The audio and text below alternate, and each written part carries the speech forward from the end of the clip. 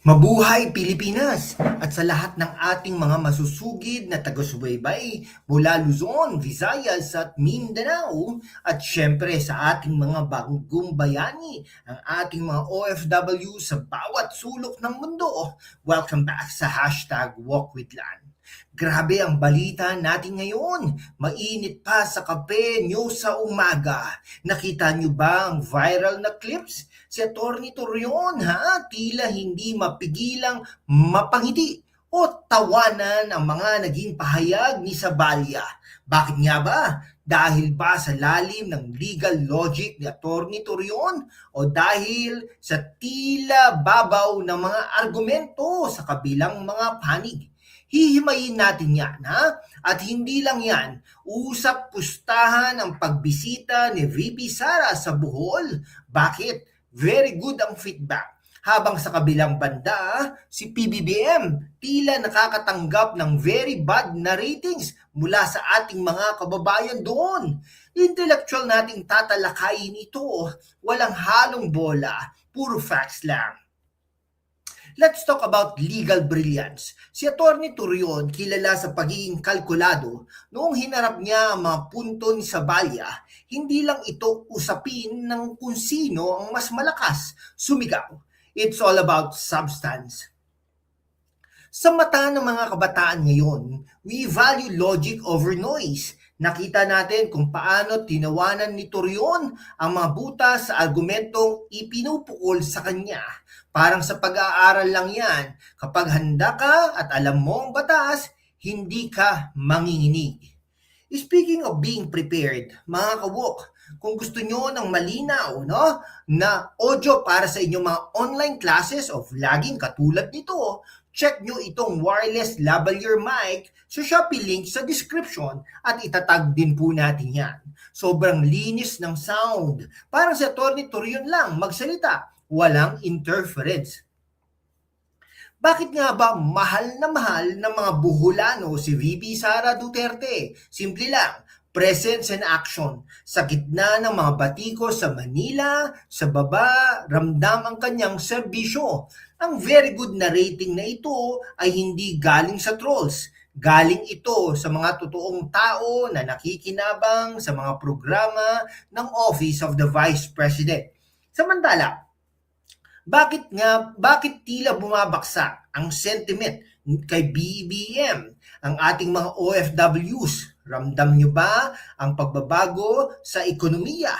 Ang presyo ng bilihin, dapat nagkakaroon ng disconnect ang kasalukuyang administrasyon.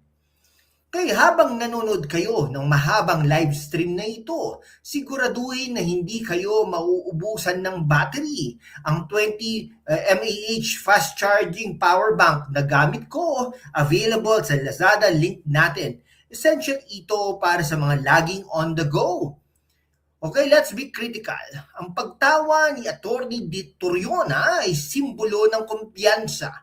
Ang saya ng mga Buholanos kay VP Sara ay simbolo ng pag-asa. Pero ang dissatisfaction kay PBBM ay isang wake-up call. Hindi sapat ang magandang forma. Kailangan ng resulta na ramdam sa bulsa ng bawat Pilipino. Para sa ating mga kabataan, kailangan nating maging mapanuri. Huwag basta-bastang maniwala sa script ng mainstream media. Tignan ang track record, tignan ang paninindigan. Bago tayo magtuloy sa huling bahagi ng ating analysis, may mahalaga lang akong sasabihin sa inyo. Mga kababayan, sa mundo kung saan ang kasinungalingan ay nangingibabaw, ang katotohanan ang unang sinisikil. Pero kasama kayo, magpapatuloy tayo sa laban. Walang takot, walang kinikilingan at laging handa para sa bayan. Sumali na sa aking YouTube channel membership sa hashtag WalkWithLan at tulungan natin ang channel na maabot ang 100,000 subscribers. Ang inyong suporta ang susi sa kalayaan natin para ipagpatuloy ang pagbabalita ng katotohanan. Salamat at kita-kits sa laban. Bago tayo magtuloy sa huling bahagi ng ating analysis, May mahalaga lang akong sasabihin sa inyo. Mga kababayan, sa mundo kung saan ang kasinungalingan ay nangingibabaw, ang katotohanan ang unang sinisikil. Pero kasama kayo, magpapatuloy tayo sa laban. Walang takot, walang kinikilingan, at laging handa para sa bayan. Sumali na sa aking YouTube channel membership sa #WalkWithLan at tulungan natin ang channel na maabot ang 100,000 subscribers. Ang inyong suporta ang susi sa kalayaan natin para ipagpatuloy ang pagbabalita ng katotohanan. Salamat at kita-kits sa laban. Okay balikan natin yung point tungkol sa Bohol. Dahil hindi lang ito basta probinsya, ito ay simbolo ng sentimiento ng Visayas. Bakit sinasabi nating very bad ang optics para sa Malacanang dito? Habang busy ang administrasyon sa mga foreign trips at pakikipag-alyansa sa Western powers, ang mga tao sa grassroots gaya ng mga Boholanos ay naghahanap ng kalinga na Duterte style. Si VP Sara, bit-bit niya yung brand ng pamumuno na direct to the point. Walang mabulaklak na salita, trabaho lang. Kaya naman, nung nakita ng mga taga-Bohol ang presensya niya, naramdaman nila na hindi sila nakakalimutan. Sa kabilang banda, si PBBM ay kinaharap ang katanungan ng bayan. Nasaan ang pangako 20 pesos na bigas o kahit man lang ang pagkontrol sa inflation.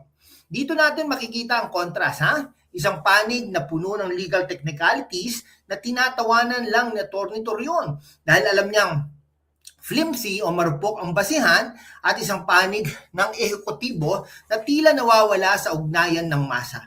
Para sa ating mga OFWs, alam nyo ang hirap magpadala ng pera tapos pagdating sa Pilipinas, kinakain lang ng taas ng presyo ng bilihin.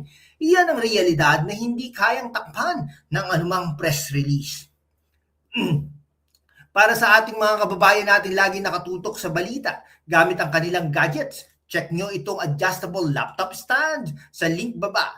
Iwas ngalay sa leeg, habang nagbabasa ng mahabang transcript ng hearing ni Atty. Torion, intellectual na panunood, dapat komportable rin tayo mga kaibigan. Bilang pagtatapos, manatili tayong gising. Si Atty. Torion at VP Sara ay mga boses na nagpapakita ng ibang perspektibo na mahalaga sa ating demokrasya. Huwag nating hayaang malunod ang ating boses sa ingay ng propaganda. Bago kayo umalis, huwag kalimutang i-check ang iba pa nating affiliate links. Ring light with stand para laging bright ang inyong future at vids. Noise cancelling headphones para focus lang sa katotohanan. Ergonomic office chair para komportable habang nag-aanalisa ng balita. Lahat yan ay nasa Shopee at Lazada, link sa baba. Maraming salamat sa pakikinig. Hanggang sa susunod na talakayan, keep it critical, keep it real. I'm Lan, and this is #WalkWithLan. Mabuhay ang Pilipinas!